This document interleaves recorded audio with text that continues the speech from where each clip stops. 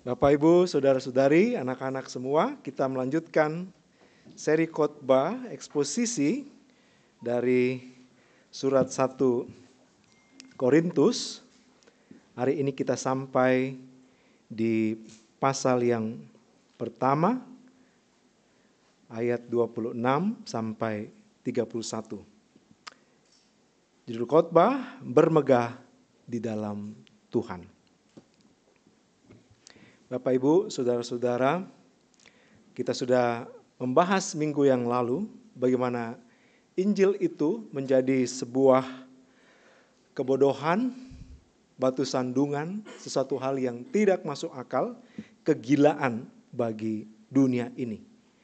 Dunia yang dimaksud adalah orang-orang yang jatuh di dalam dosa, yang sistem berpikir, kehidupan, nilai dan praktiknya diarahkan oleh dosa.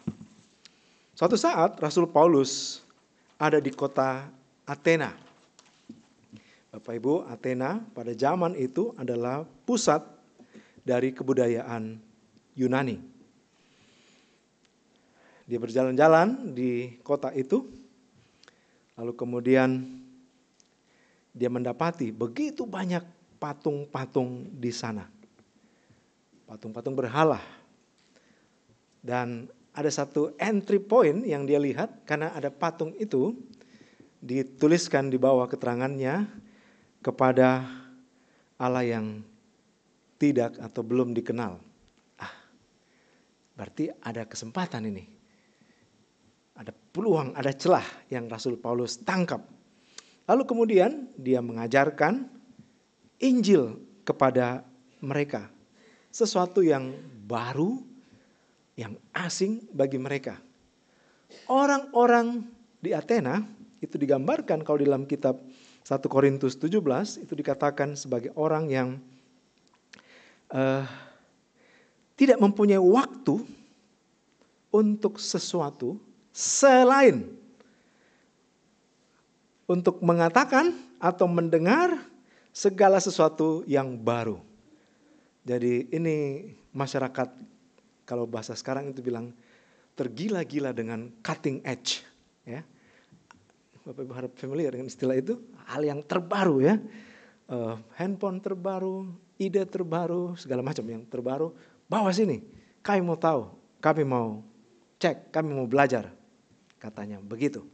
Tetapi ketika Paulus mulai mengajarkan Injil kepada mereka, lalu mereka ditantang untuk bertobat. Karena mereka orang-orang yang berdosa. Tetapi bertobat kepada siapa? Bukan kepada Jupiter, Zeus, Uranus, dan seterusnya. Tapi bertobat kepada Allah yang hidup dan benar, yang mau menyelamatkan mereka, dan jalan keselamatan itu satu-satunya hanya melalui Yesus Kristus yang tersalib. Sudah mati, matinya tersalib, tapi Yesus yang tersalib ini dibangkitkan, dan inilah satu-satunya jalan keselamatan. Ketika mereka mendengar, jalan keselamatan lewat orang yang mati disalib, jalan keselamatan melalui orang yang mati lalu dibangkitkan. Apa yang menjadi reaksi orang-orang di Athena? Mereka mengejek Rasul Paulus. Lalu mereka berkata, lain kali saja kami mendengar engkau berbicara dengan itu. Tidak ada waktu bagi kami mendengar hal seperti ini. Walaupun ini baru bagi kami, tapi tidak masuk pikiran kami. Ini kegilaan, ini ketololan bagi pola pikir orang-orang di Athena. Bapak, Ibu, Saudara-saudara, minggu lalu kita belajar dari khotbah yang berjudul Kristus, Kekuatan dan Hikmat Allah. Kita membahas mengapa berita tentang Yesus Kristus yang tersalib adalah sebuah batu sandungan dan kebodohan bagi dunia.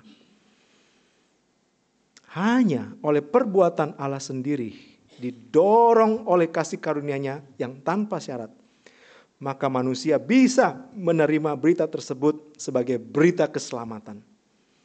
Dan kemudian oleh penerimaan itu mereka berada di dalam Yesus Kristus karena mereka beriman kepada Kristus. Dan bagi orang-orang seperti ini terjadi sebuah transformasi yang supranatural dalam pikiran mereka. Yesus Kristus berubah dari yang dulunya kebodohan, batu sandungan, kelemahan, menjadi hikmat, menjadi kekuatan Allah yang menyelamatkan mereka. Hari ini kita melanjutkan pembahasan yang masih terkait dengan hal ini. Kita akan melihat tujuan Allah yang memanggil orang Korintus sebagai umatnya dan bagaimana seharusnya orang yang dipanggil Allah menjalani kehidupan mereka.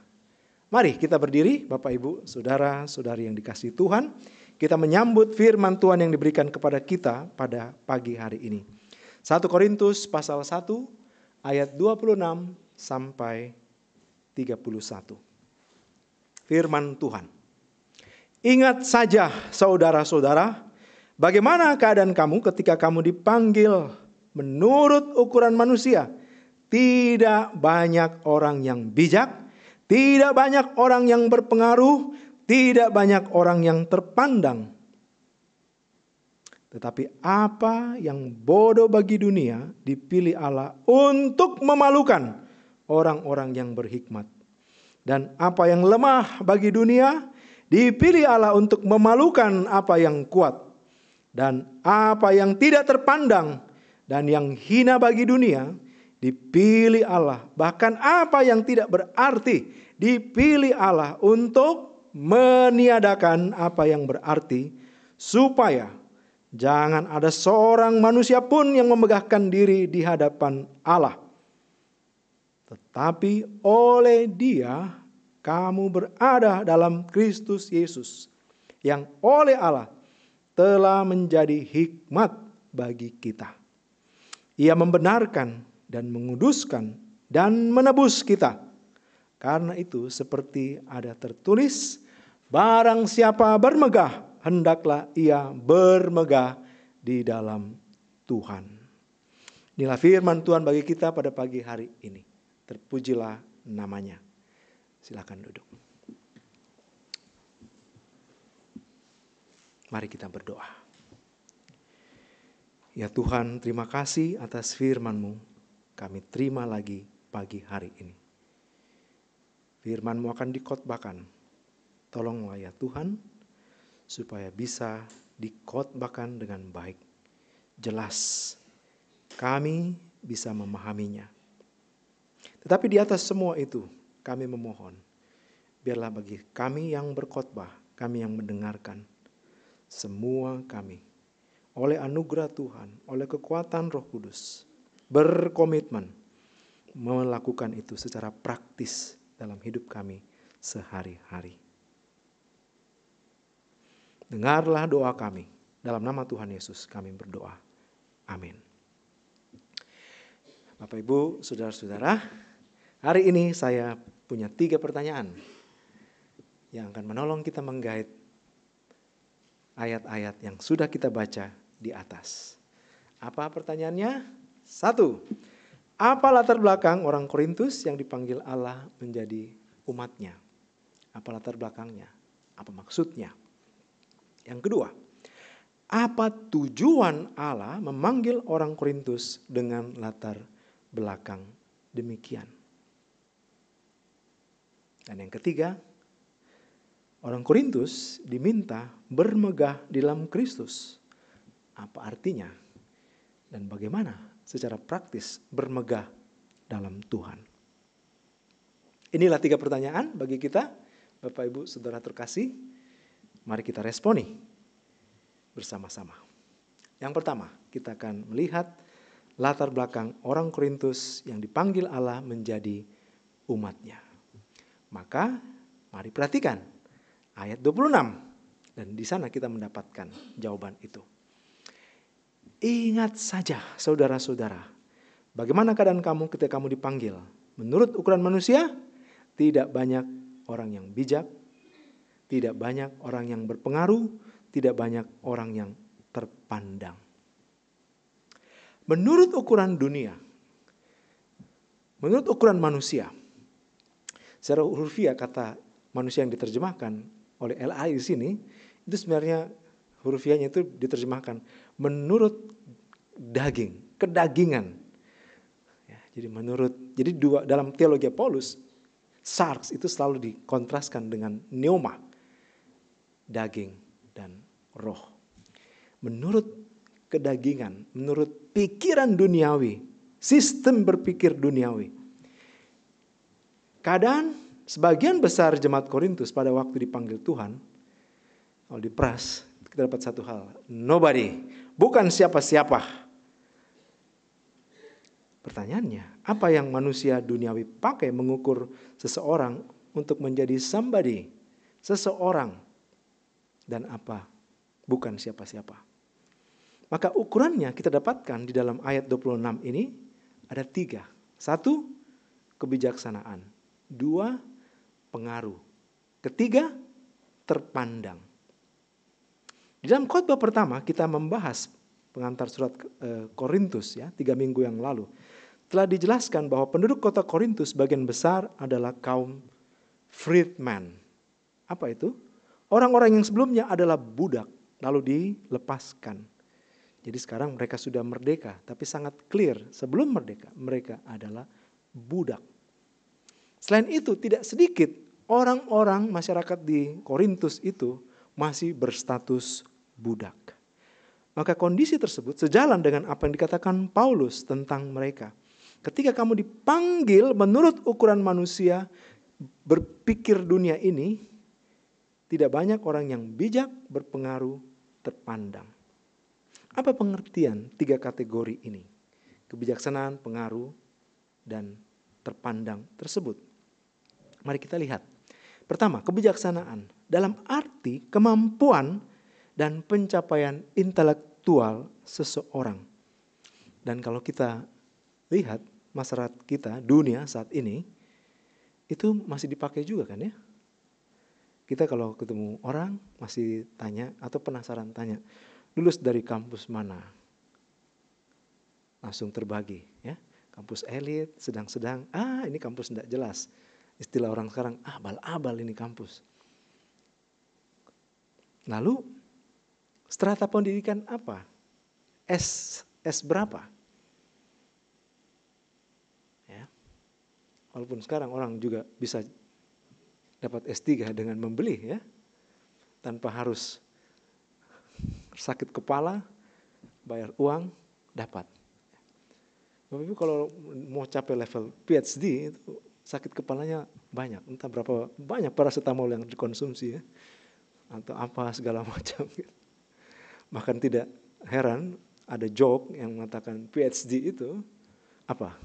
Permanent head damage. Jadi kerusakan kepala, otak permanen. Ya. Itu joke ya, enggak semua. Jadi ini yang masih dipakai dunia. Sudah menulis berapa buku? Bisa berkomunikasi dalam berapa bahasa? Ayo Bapak Ibu bisa komunikasi berapa bahasa? Bahasa Batak? Masih bisa? Yang orang-orang Batak ini? Bahasa Indonesia? Bahasa Inggris? Bahasa apa lagi? Itu kebijaksanaan. Yang kedua, pengaruh. Apa maksudnya? Pengaruh yang dihasilkan dari kekayaan yang dimiliki sehingga memberikan mereka status sosial dan kekuatan politik. Dengan kekayaan itu mereka bisa mempengaruhi kebijakan pemerintah. Ini yang kita lihat juga sampai sekarang ya. Tiba-tiba kok keluar undang-undang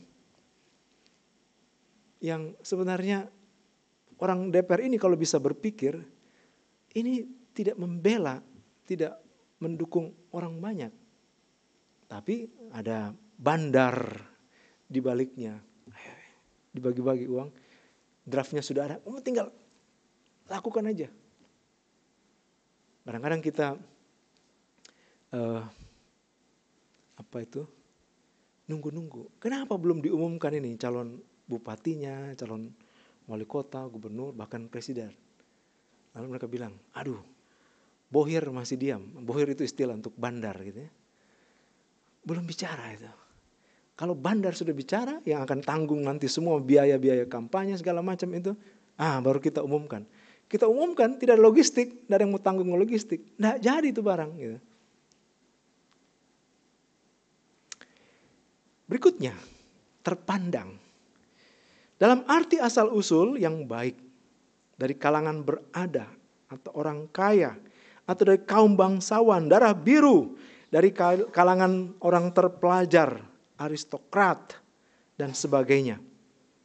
Kemarin di KTB Pasutri, entah gimana kita sampai pada ngomong-ngomong tentang kuliah dokter. Oh, karena ada Keisha kuliah di kedokteran sekarang. Lalu kita bilang, aduh ini terlalu banyak sistem-sistem lika-liku yang kalau orang tidak dari latar belakang dokter, keluarga dokter terpandang, udahlah kau itu jadi kaum paria di dalam fakultas kedokteran. Tapi kalau kamu anak dokter spesialis besar, pejabat di fakultas kedokteran atau di kementerian, kau menjadi darah biru, tanda petik di sana ya. Bapak Ibu, di dalam masyarakat Indonesia yang dipengaruhi salah satunya istilah Jawa itu, maka orang kalau mau ketemu, mau cari mantu, ya, atau mau pilih pasangan hidup, itu mereka selalu dikasih nasihat. Apa? Perhatikan, bobot, bibit, bebet. Bobot itu apa? Kemampuannya, ya, kapasitas pribadinya, kepribadiannya. Sudah punya rumah pribadi atau belum? Mobil pribadi atau apa? Bukan. Maksudnya gimana dia ya kemampuannya? Tapi juga bibit. Garis keturunannya dari mana? Dari keluarga apa? Dan bebet, status sosial ekonominya seperti apa? Kenapa? Karena bagi dunia, kelompok-kelompok inilah yang menjalankan ekonomi. Merekalah orang yang menetapkan standar. Merekalah orang yang menentukan siapa berhasil, siapa gagal. Bahkan orang-orang inilah yang sebenarnya, kalaupun tidak punya jabatan politik resmi, mereka orang di balik layar yang mengendalikan politik sebuah negara. Bapak Ibu, apakah kalau memiliki ketiga hal tersebut, bobot, bibit, bebet yang top gitu ya, kebijaksanaan, pengaruh, terpandang, adalah salah sebagai sebuah keadaan, sebuah kemampuan bagi manusia? Salah tidak? Tidak salah. Tentu tidak salah. Khususnya latar belakang keluarga. Siapa yang minta kita lahir dari keluarga konglomerat? Yang kalau didepositokan saya, dia tidur tidak kerja, itu tidak habis 7 turunan ya. Kita tidak ada yang seperti itu ya. Atau minta, saya lahir di keluarga miskin saja ya.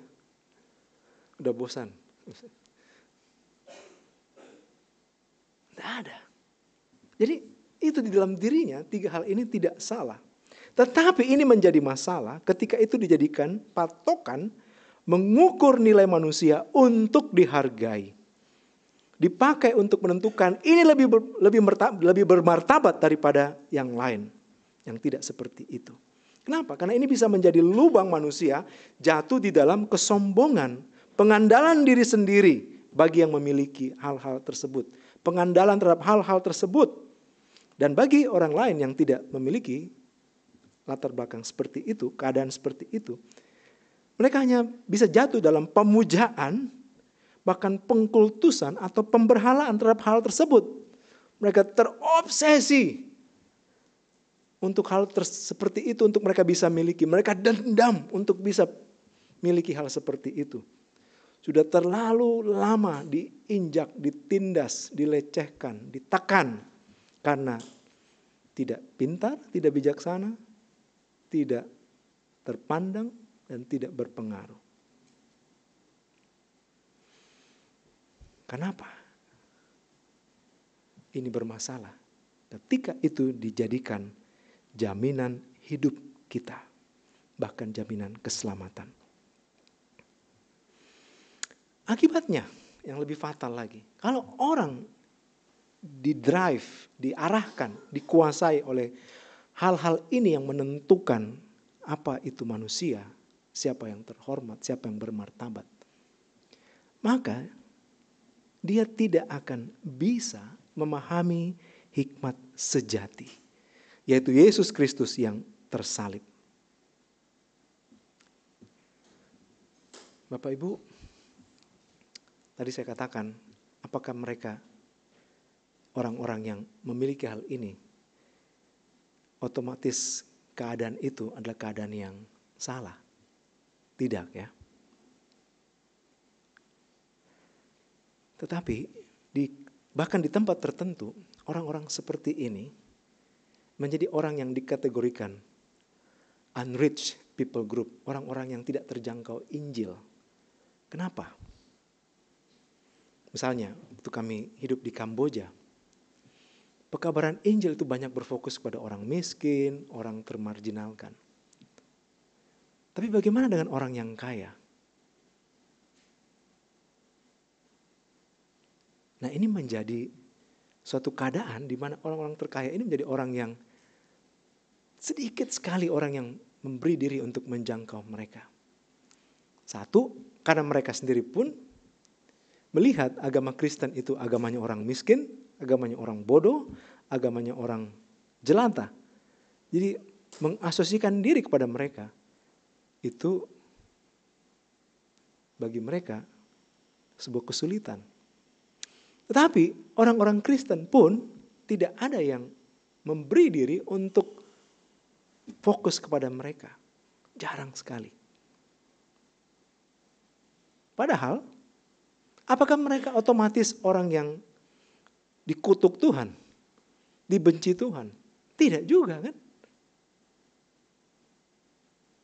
Bahkan ada dari orang-orang seperti ini yang Tuhan pilih, Tuhan selamatkan dan Tuhan pakai dengan efektif menjadi pemimpin-pemimpin gereja, menjadi pekabar-pekabar Injil yang sungguh-sungguh.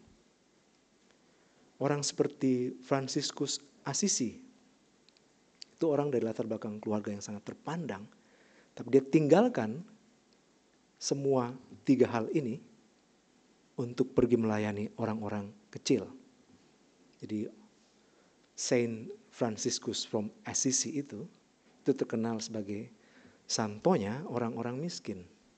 Itulah sebabnya paus yang sekarang pilih nama itu, Franciscus. Atau orang seperti Agustinus. Bahkan Paulus, Rasul Paulus juga dari latar belakang seperti ini. Tetapi mereka hanya bisa sampai untuk menerima Yesus Kristus itu sebagai hikmat Allah, kekuatan Allah yang menyelamatkan. Kalau mereka sadar bahwa mereka tidak diselamatkan oleh 3 hal yang mereka miliki itu. Yang dunia anggap inilah yang menentukan satu manusia menjadi seseorang.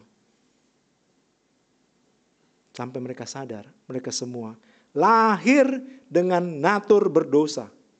Memiliki original sin, dosa warisan itu. Yang membuat semua orang sama di mata Allah. Musuh Allah. Pemberontak pada Allah. Tidak layak diselamatkan. Sampai mereka sadar keadaan itu.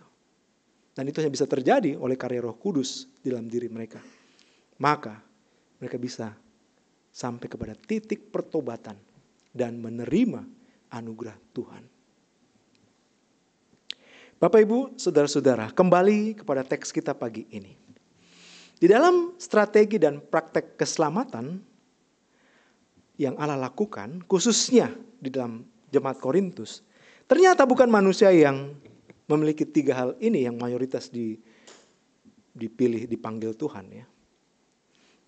Dikatakan di sana di ayat 26.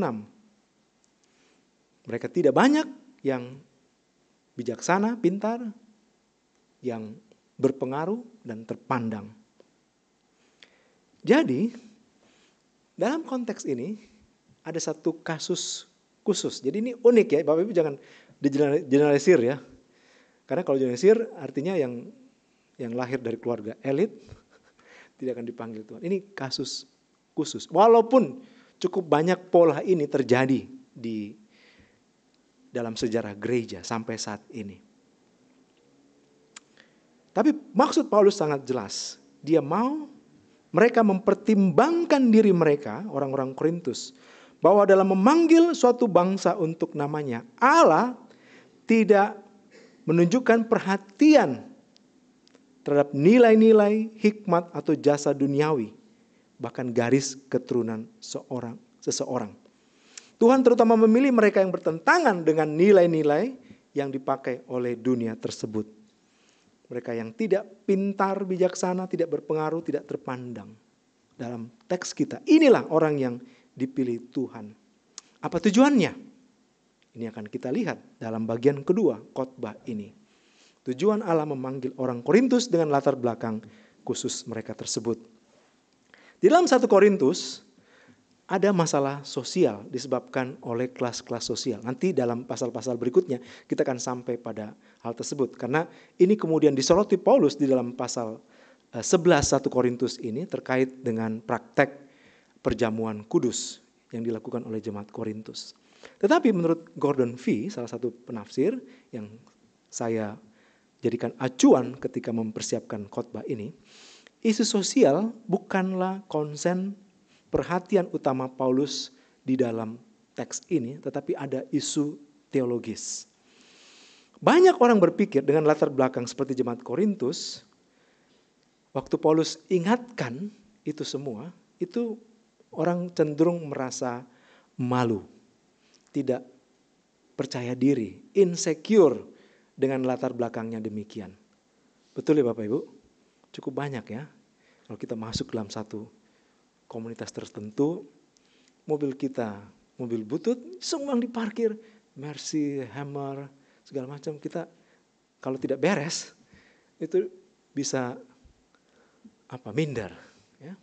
Atau kita masuk dalam satu perkumpulan, ini para doktor, profesor, kita mungkin hanya S1 atau bahkan hanya tamat SMA, kita jadi minder. Lalu Paulus bilang lagi hal tersebut. Apakah Paulus mau merendahkan mereka? Tentu tidak. Tetapi ada poin yang penting yang Paulus mau ingatkan kepada mereka. Bahwa kemuliaan yang lebih besar mereka miliki. Kenapa? Karena Tuhan memanggil mereka dengan keadaan yang seperti itu. Membawa kabar baik kepada orang miskin melalui putranya. Jadi di sini kita lihat satu poin yang penting. Hai orang-orang Korintus, engkau adalah alamat Tuhan berbela rasa, bersolidar, memposisikan dirinya dalam posisimu.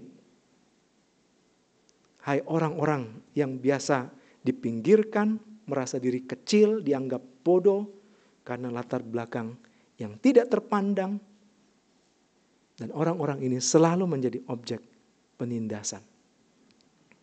Bapak Ibu, apa yang Paulus katakan tentang tindakan Allah dalam teks kita pagi ini adalah sebuah penggulingan standar palsu dunia. Maka kalau ada orang Kristen yang memahami kebenaran ini, lalu mencoba seperti menjinakkan atau menawar kebenaran Injil agar tidak mengkritik gaya hidup kelas atas, ya, maka ini adalah sebuah pengkhianatan terhadap substansi Injil itu sendiri. Karena sangat jelas Allah memposisikan dirinya dengan orang-orang yang kecil, miskin, tertindas, bodoh. Jadi kalau suatu saat kita, para pemimpin gereja, termasuk di Christ Chapel Kupang ini, kalau ada orang besar datang lalu kemudian kita kasih perhatian ke sana, orang yang kecil, pakaian biasa saja, kita seperti abaikan, ingat teks ini. Kita sedang mengkhianati Injil.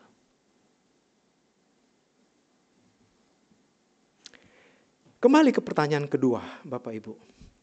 Apa tujuan Allah memanggil orang Korintus yang sebagian besar bukan orang pintar, bijaksana, berpengaruh, dan terpandang. Jawabannya kita temukan di ayat 27 sampai 29. Mari kita perhatikan. Tetapi apa yang bodoh bagi dunia dipilih Allah untuk memalukan orang yang berhikmat. Dan apa yang lemah bagi dunia dipilih Allah untuk memalukan apa yang kuat.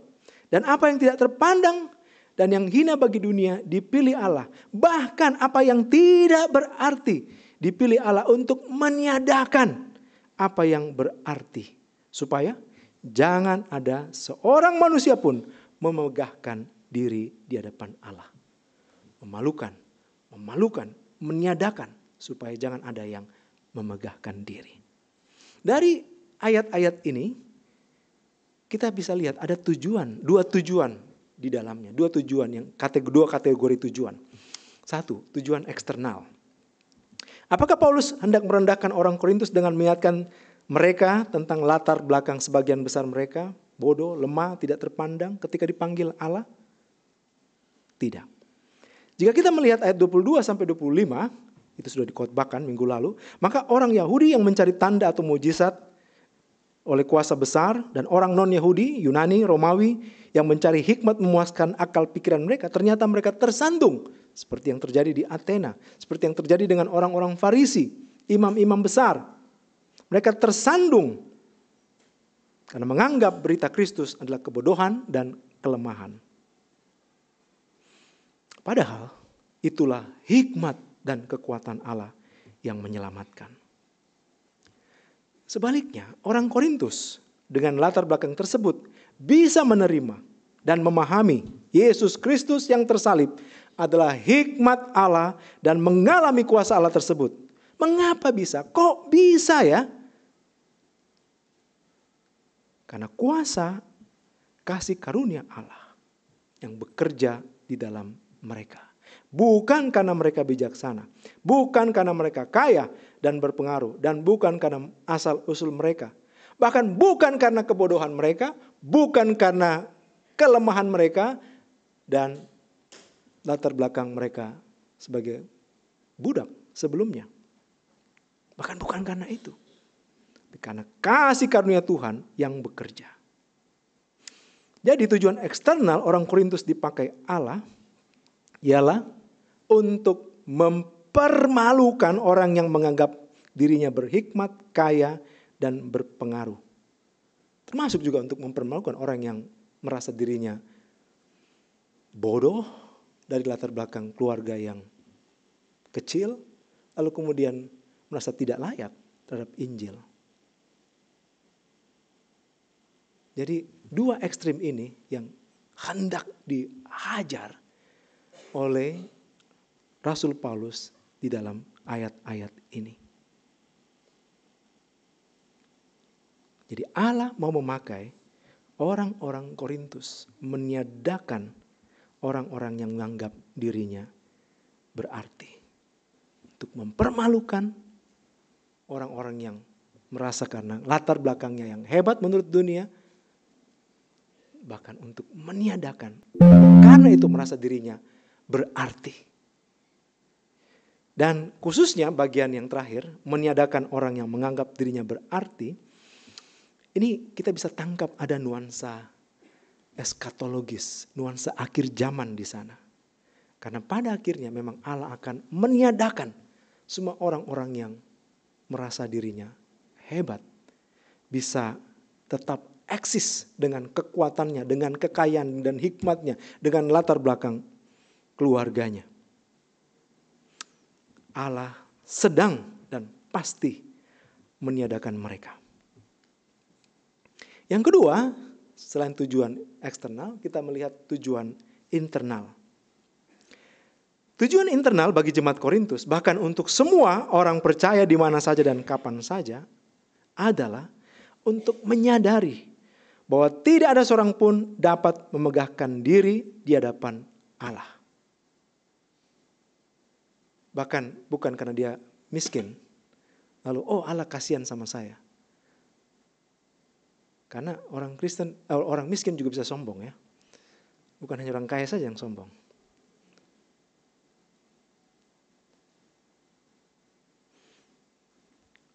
Jika mereka bisa menerima berita salib Yesus Kristus, mempertuhankan Kristus dan mengandalkan Kristus sebagai juru selamat, itu bukan karena hikmat mereka mampu menganalisa Injil. Bukan karena pencapaian mereka sebagai manusia sehingga layak diselamatkan. Bukan karena latar belakang keluarga baik-baik, terpandang, berjasa sehingga mereka layak diselamatkan. Tapi hanya oleh kasih karunia Allah. Jadi dua tujuan ini, Bapak Ibu Saudara-saudara, eksternal dan internal. Kalau diperas, kita dapat poin satu saja. Apa? Pengagungan atas kasih karunia Allah yang luar biasa. Hanya oleh kasih karunia Allah, orang Korintus dan seluruh orang percaya, termasuk kalau ada orang kaya diselamatkan.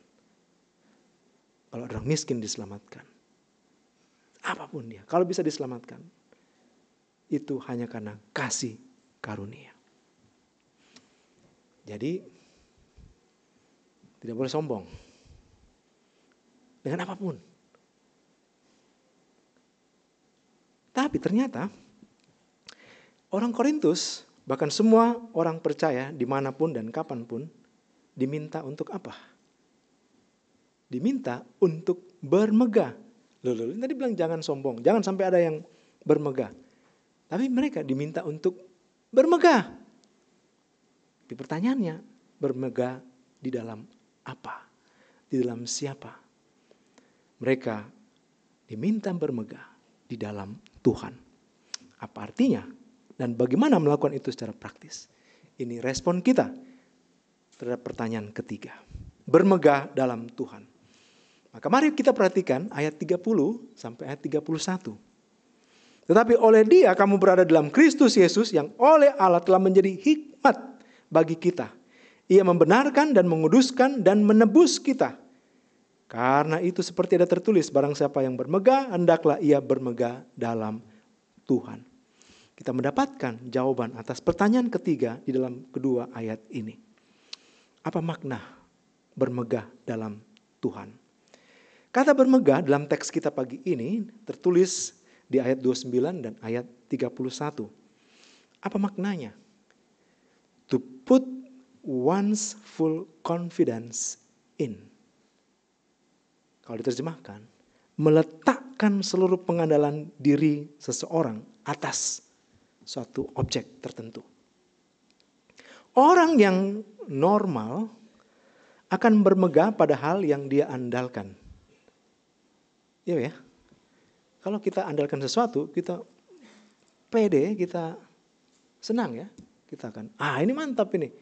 Handphone saya lebih mantap dari handphonemu. Kalau kita mengandalkan handphone kita jatuh dalam kolam, tidak apa-apa gitu ya. Pergi di gua kristal, plung gitu masuk ke dalam. Kalau dia waterproof, bukan waterproof, water resistance. Kalau proof itu hanya kena percik-percik saja. Resistant, dia masuk 10 meter, 20 meter, aman gitu ya. Dia andalkan. Dia agak-agak sombong dikit pastinya. Karena HP lain jatuh, plak, rusak, screen langsung jadi hitam. Kalau dia normal, dia akan bangga dengan apa yang dia andalkan. Orang akan bermegah terhadap apa yang karena itu dia berani andalkan, bahkan dia merisikokan dirinya. Dia put trust, his trust, her trust on this, on that, on something. Bahkan dia harus bermegah kalau dikatakan inilah yang membuat saya selamat. Ya, kalau kita tidak bermegah untuk sesuatu yang kita andalkan untuk keselamatan kita, apa itu? Ya, jadi ini makna bermegah. Di ayat 29, penggunaannya sebagai apa? Sebagai peringatan terhadap manusia yang menganggap dirinya berhikmat, berpengaruh, dan terpandang. Jika mereka bermegah atau mengandalkan semua itu, mereka tidak pernah bisa menerima hikmat dan kuasa Allah, Yesus Kristus yang tersalib untuk menyelamatkan mereka. Jadi, tidak ada seorang pun yang bisa bermegah di depan Tuhan. Kalau dia bermegah karena 3 hal itu, maka tidak akan sampai. Jadi ini sebuah peringatan. Mereka akan senantiasa berada di luar Tuhan. Tidak pernah masuk, berada di dalam Tuhan atau diselamatkan. Tetapi di ayat 31, kata bermegah dipakai sebagai apa? Wujud nyata, konsekuensi logis bagi apa? Bagi orang yang berada di dalam Kristus Yesus. Karena Yesus sudah menjadi hikmat bagi mereka. Mereka mengalami keselamatan, maka wujud nyata, konsekuensi logisnya apa? Hanya bermegah di dalam Tuhan, bermegah di dalam Yesus Kristus saja. Di ayat 30, keselamatan dalam Kristus memiliki 3 aspek. Apa makna aspek keselamatan tersebut? Terjemahan lebih hurufiah di ayat 30 untuk aspek keselamatan bukan dalam bentuk kata kerja. Lain menerjemahkan membenarkan, menguduskan, menebus. Tapi lebih hurufiah adalah kata benda. Kebenaran, kekudusan, penebusan. Ini sejalan dengan Yesus adalah hikmat Allah, kata benda. Maka ketika kita mendapatkan Kristus ini, hikmat Allah ini, kita berada dalam Dia, maka satu paket dengan hal itu kita mengalami atau kita memiliki kebenaran, penebusan, kekudusan. Bapak Ibu, mari kita lihat apa makna 3 aspek ini.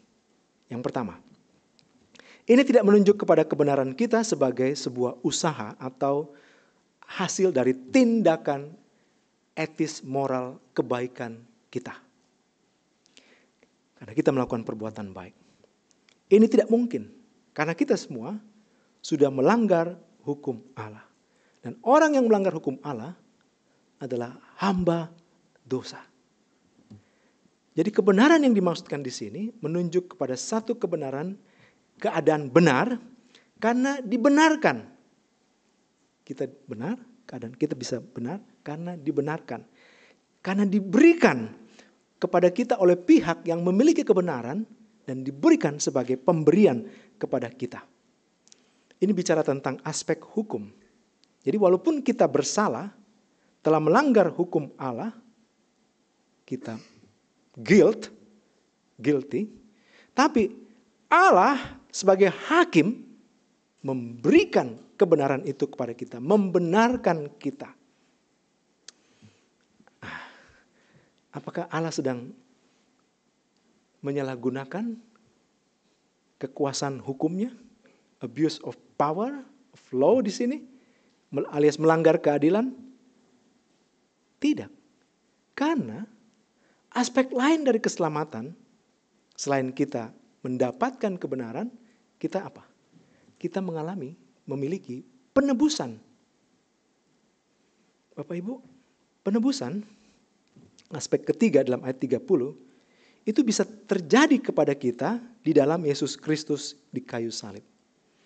Jadi bagi kita yang berada dalam Kristus, apa yang Kristus lakukan di kayu salib, karya penebusan itu, menjadi milik kita. Istilah penebusan di sini, dalam bahasa Yunaninya itu sebenarnya istilah yang dipakai ketika seorang budak dilepaskan dari status budaknya. Dengan apa? Membayarkan sejumlah harga penebusan. Apolutros. Untuk perubahan status pendosa, hamba dosa, orang bersalah, menjadi orang benar, dimerdekakan dari perhambaan dosa, maka harga pembebasan itu harus dibayarkan. Penebusan harus dilakukan. Bagi orang yang ada di dalam Kristus, dia bukan hanya mendapatkan keselamatan, tapi dia mendapatkan penebusan.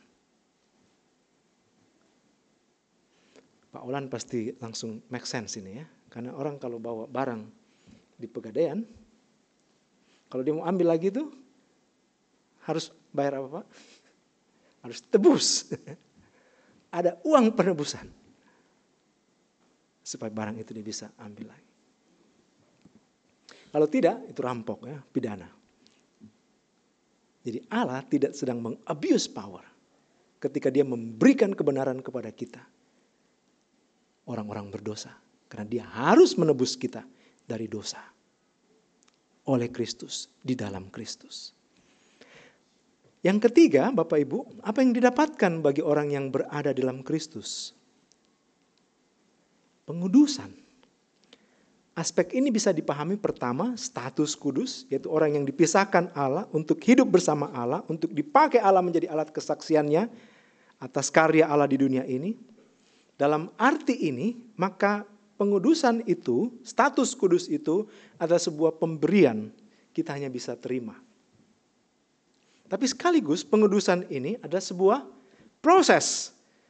Allah berkata kepada umatnya, kuduslah kamu sebab aku kudus. Secara hukum statusnya kudus. Sudah diselamatkan. Tapi secara fakta masih kudus. Masih berdosa. Gitu ya. Masih pelaku dosa. Maka kalau kita yang masih berdosa melakukan misi Allah yang kudus, apa yang terjadi? Maka kita tidak efektif. Kita tidak bisa bersaksi dengan leluasa. Dan orang lain tersandung.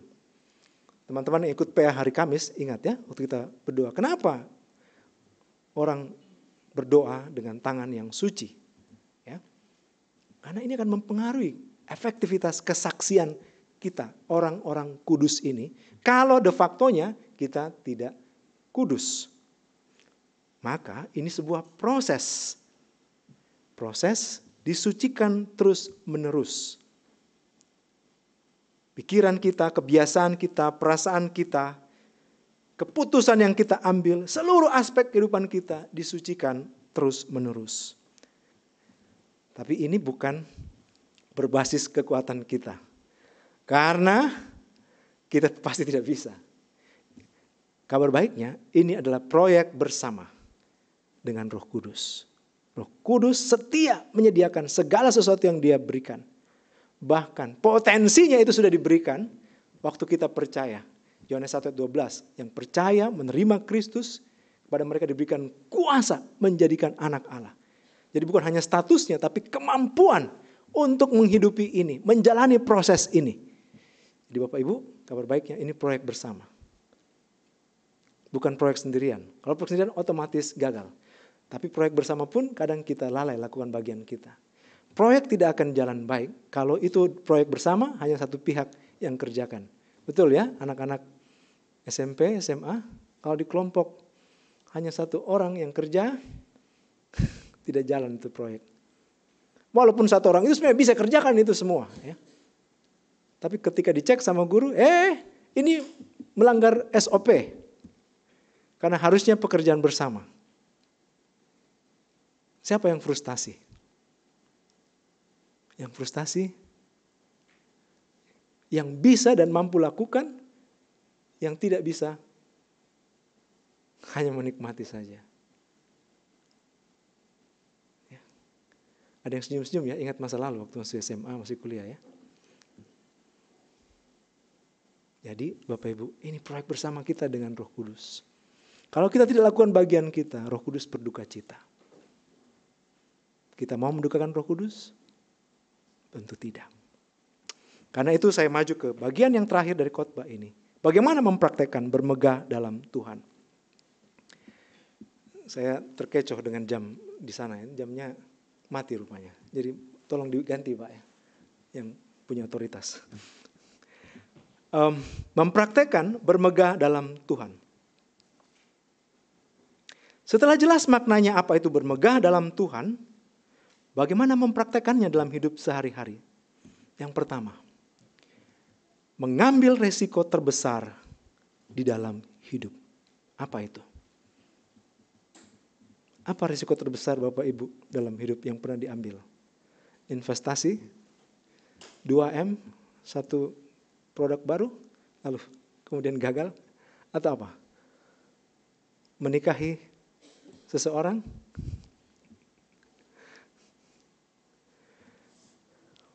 Bapak Ibu, apa risiko terbesar yang harus kita ambil? mengandalkan hanya kepada Yesus Kristus yang tersalib untuk menjalani hidup kita di dunia ini sekarang sampai kita mati. Dan juga yang kedua, mengandalkan hanya kepada Yesus yang tersalib untuk hidup kita sesudah kematian. Apakah Bapak Ibu pernah mengambil resiko ini? Tapi kita bersyukur kalau Bapak Ibu mengambil resiko ini. Engkau mengandalkan dirimu bukan kepada mitos legenda, tapi kepada satu pribadi yang nyata. Tapi bukan hanya pribadi yang nyata. Dia akan datang kali kedua sebagai raja di atas segala raja. Membawa kita hidup bersama dalam kehidupan kekal di langit baru dan bumi baru. Tanpa akhir. Dan yang kedua yang sejalan dengan mengambil resiko terbesar dalam hidup ini, yang kedua yang harus sama adalah menjalani hidup di dunia ini. Kadang kita hanya mau ambil resiko, tapi kemudian kita tidak lakukan bagian kita. Menjalani hidup di dunia ini, sekarang sampai kita mati, yang diilhami dan diarahkan oleh kemenangan Kristus di kayu salib, yang adalah fakta, bukan hanya mitos isapan jempol, dan kepastian kemenangan kita secara penuh bersama Kristus di akhir zaman. Harapan yang teguh. Apakah Bapak Ibu sudah mengambil resiko? Pertanyaan kedua yang sama. Untuk membuktikan apakah engkau sedang bermegah dalam Tuhan. Apakah engkau menjalani hidupmu sejalan dengan siapa yang engkau andalkan di dalam pengambilan resiko terbesar itu. Yaitu Kristus. Bapak Ibu saudara-saudara. Setelah menerima Injil, Yesus Kristus tersalib sebagai hikmat dan kekuatan Allah yang menyelamatkan kita. Kita berkomitmen menjadi orang Kristen. Apakah hidup lebih mudah? Lebih lancar? Lebih happy? Tidak ya? Tidak kan? Justru jadi semakin sulit. Karena menghidupi resiko itu akan membuat kita hidup melawan arus. Melawan arus dunia ini. Mulai dari level pribadi, integritas pribadi kita. Dalam bekerja, profesionalitas kita. Bagaimana kita menjalani relasi berpacaran kita. Relasi pernikahan kita. Dengan anak-anak, orang tua dengan anak. Kita semua melawan arus. Dalam konteks komunitas juga sama. Lalu, apakah ada pilihan mundur? Tentu itu bukan pilihan. Pilihannya hanya satu. Maju terus. Maju terus. Tapi kita hanya bisa maju dan tetap bisa bersuka cita. Maju dan bersuka cita. Maju. Walaupun melawan arus tapi tetap punya kegairahan. Maju. Dengan fokus yang jelas ketika begitu banyak distraksi, disorientasi, mencoba mengganggu kita. Hanya jikalau kita bermegah di dalam Tuhan, bermegah di dalam Kristus saja. Maka Jemaat Christ Chapel Kupang, mari bermegah di dalam Tuhan. Mari kita berdoa. Tuhan, terima kasih atas firman-Mu. Satu firman yang begitu kuat menantang kami. Apakah kami selama ini sudah bermegah di dalam Tuhan, hanya di dalam Kristus saja? Ataukah kami masih mengandalkan kekayaan kami, koneksi kami, kepintaran kami, asal-usul kami? Tuhan, tolonglah kami menghidupi firman-Mu, bermegah hanya dalam Tuhan. Dalam nama Tuhan Yesus kami berdoa. Amin.